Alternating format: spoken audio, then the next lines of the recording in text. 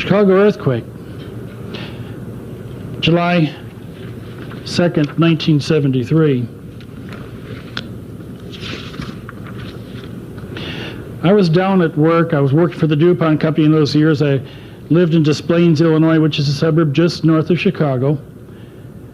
And you take my coffee break in the morning, and I'd go down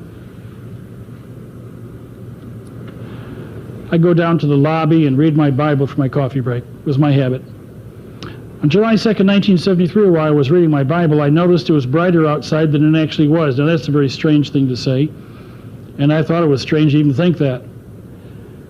Then suddenly I heard a tremendous cracking noise, so loud it actually hurt my ears. And the whole building began to move. I was sitting in these high-back chairs, and I grabbed the arms for fear of being thrown out of the chair. And the windows exploded. Because as the earthquake struck, it compressed the building, and the windows exploded. The pillars outside fell. The chandelier crashed to the ground. I heard muffled screams in the building. The mirrors shattered. And I was just totally frightened. Then it ended, and I was right back in the lobby, and nothing had happened. The vision was so intense that I thought I was actually in an earthquake. I went back to work trembling, quite literally. It had really affected me. Plus, I was the only one that had seen it. I couldn't talk to anybody about it. Now, I surely wasn't going to tell them I had a vision of an earthquake. I was sitting at my desk, and I got back to work. That's probably the best way, I figured, to calm down, getting back into everyday routine and answering telephone calls, dealing with customers. When it happened again, now, I had a window that faced east or towards Chicago, and I saw the same bright light again, which told me that there was no clouds in the sky when this earthquake struck. Tremendous cracking noise again, and I saw the city literally being torn to pieces, cars being thrown off the highway. I saw buildings collapsing, explosions and fires, and then it stopped again. Now, when I was in the office, all the recessed tiles came filtering down like snowflakes, and the floor dropped, and the file cabinet slid towards the wall, and the wall buckled and collapsed. Well, I had to find some way to deal with this. It was really getting me emotionally. I mean, have you ever been in an earthquake? They can shake you up quite a bit.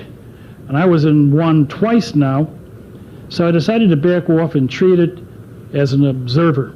I would simply record whatever the Lord was showing me. And that's what I did to calm myself down. And the next time it happened, I stood up and I had a ruler and I measured how much the earth moved in the vision. It was over 18 inches like that.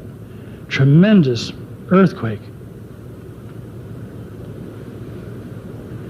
I saw a fault line running basically near the Chicago River, went right under Chicago all the way south towards St. Louis.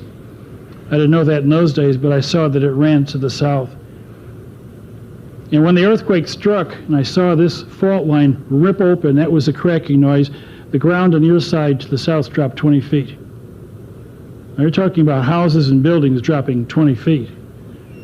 And I saw a panoramic view of Chicago, fires everywhere, destruction everywhere.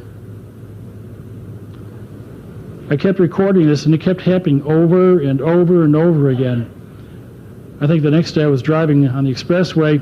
I was coming to an underpass where there was a McDonald's, one of these underpasses on the highway.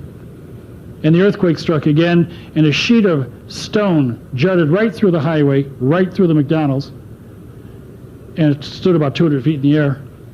I slammed on the brakes. It was an instinct, a reaction. The drivers behind me didn't appreciate that.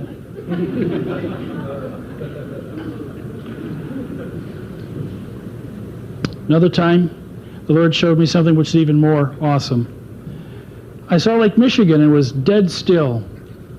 There wasn't a wave, a ripple, nothing. It was like a pond. I'd never seen it like that. This was after the earthquake struck. And then I saw it beating up. Then I heard a whooshing noise, and the water literally ran to the north and was gone. I was looking at the empty lake bed of Lake Michigan. A couple of puddles here and there, but for the most part, the water was gone. After seeing that, wondering what that meant, what had happened, I didn't know. I noticed an airplane was coming in for a landing at O'Hare. Apparently you could still land planes. It was a big airplane. I'd never seen an aircraft like it. It was a two-story jet. And they didn't have two-story jets in 1973, and I said, wow, this is a big plane. And then suddenly I saw black smoke coming out of the engines as the pilot turned on his engines full blast to get altitude. He wasn't going to land. I didn't know why. Then I heard this terrible roaring noise. And I say terrible because when I heard it, it gave me shivers. And I looked back east, and the Lake Michigan was coming back. It was a wall of water. A wall, not a wave, a wall of water that I was able to measure 15 stories high. And it hit the downtown Chicago area. Most of the big skyscrapers had weathered the earthquake. When it hit the downtown Chicago area, I saw these buildings engulfed in this wall of water. They began twisting. I could hear the steel girders screaming. The buildings vanished in the water and were gone. The city was gone.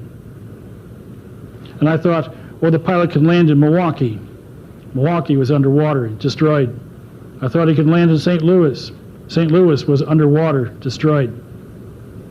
The Great Lakes will run all the way into the Mississippi Basin and down the Mississippi all the way to the Gulf of Mexico, destroying every city along the way, lastly getting New Orleans.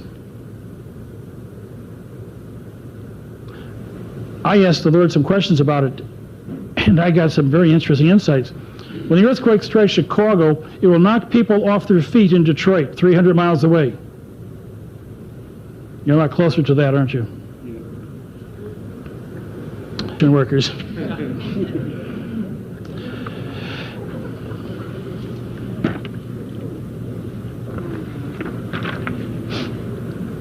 I didn't tell many people. I told a few close friends about the vision, but I didn't tell them about this earthquake vision for the most part. I didn't know what to do with it. I made a record of it.